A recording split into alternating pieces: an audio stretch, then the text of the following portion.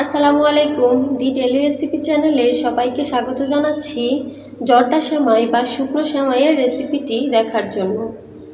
এই জর্দা সেমাই তৈরি করতে সাধারণত উপকরণ লাগবে অনেক কম, তবে একটা সমস্যায় সবসময় পড়তে হয় সেমাইটা বেশি নরম হয়ে যায়, আর নয়তো ঠান্ডা হওয়ার পর অনেক বেশি শক্ত হয়ে যায়। তো এই সব সমস্যাগুলোর টিপস সহ আজকের রেসিপিটি তৈরি করেছি।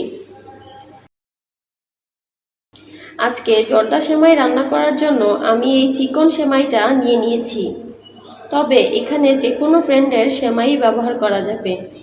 আর আজকে 200 গ্রামের প্যাকেট পুরোটা দিয়েই আমি এই জর্দা সেমাইটা রান্না করব। প্রথমেই সেমাইগুলো প্যাকেটে থাকা অবস্থায় 1.5 থেকে 2 ইঞ্চির মতো করে লম্বা রেখে সেমাইগুলো একটু ভেঙে নিচ্ছি। এই জর্দা সেমাই রান্নাতে সেমাইগুলো বড় থাকলে রান্না করতে সমস্যায় পড়তে হয়। আবার একেবারে গুঁড়ো করেও ফেলা যাবে না, সেমাইগুলো প্রায় 1.5 থেকে 2 ইঞ্চি সাইজের মতো একটু এলোমেলো করে ভেঙে নিলেই চলবে। তবে খেয়াল রাখবেন এটা যেন বেশি ছোট বা গুঁড়ো না হয়ে যায়। এবার রান্নার জন্য চুলায় একটি ছড়ানো পাত্র বসিয়ে তাতে 1/4 কাপ ঘি খুবই সামান্য গরম করে নিব। এতে 1 টুকরো দারচিনি, একটা তেজপাতা এবং 3-4টি সবুজ এলাচ দিয়ে দিলাম।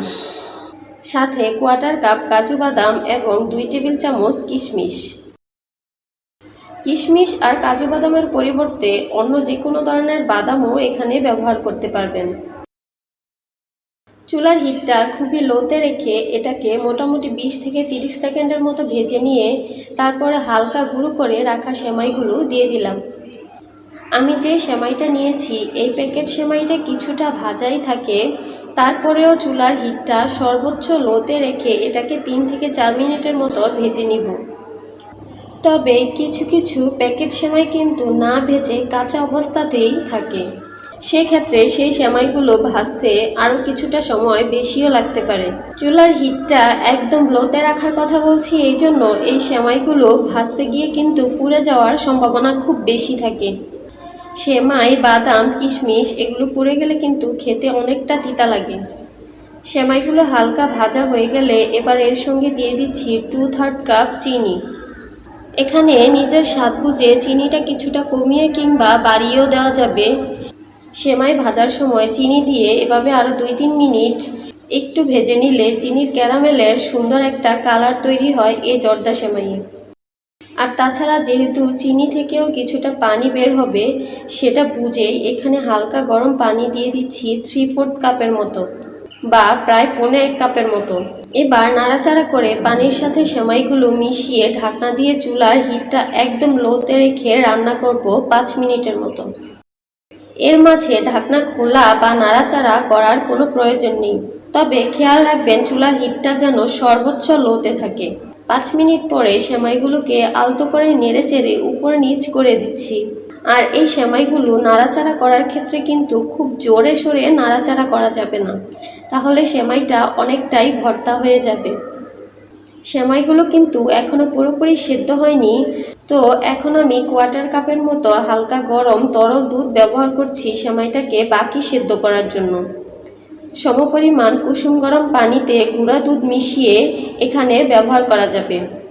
আবার চাইলে দুধটা বাদ দিয়ে পুরোটা পানি দিয়েও সেমাইটা রান্না করা যাবে।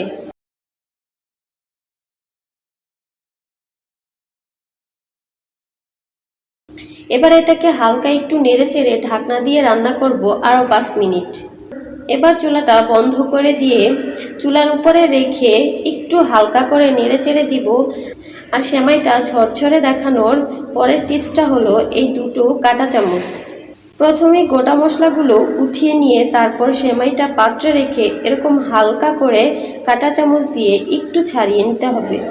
জর্দা সেমাই কিন্তু একটু এরকম নরম নরমই থাকে, তারপর আস্তে আস্তে এভাবে কাঁটা চামচ দিয়ে ছাড়িয়ে নিয়ে ঠান্ডা হতেই সেমাইগুলো কিন্তু বেশ ঝরঝরে হয়ে যাবে। পরিবেশনের জন্য প্রথমে কিছুটা সেমাই দিয়ে তার উপর কিছুটা বাদাম কুচি দিয়ে তারপর আরও 1 লেয়ার সেমাই দিয়েছি, তার উপরে নিজের পছন্দ মতো আরও কিছু বাদাম, কিশমিশ যেটা খুশি সেটা দিয়েই পরিবেশন করতে পারেন। ঠিক এরকমই ঝরঝরে জর্দা সেমাই তৈরি করতে 3টা বিষয় খেয়াল রাখা খুবই জরুরি। তা হচ্ছে চুলার জাল, পানির পরিমাণ এবং আলতো করে নাড়ার বিষয়টি, এগুলো খেয়াল রেখে রান্নাটা করলে আপনাদের জর্দা সেমাইও হবে এরকম ঝরঝরে। আমার আজকের রেসিপিটি কেমন লেগেছে অবশ্যই কমেন্টস করে জানাবেন। ভালো লাগলে একটি লাইক দিবেন।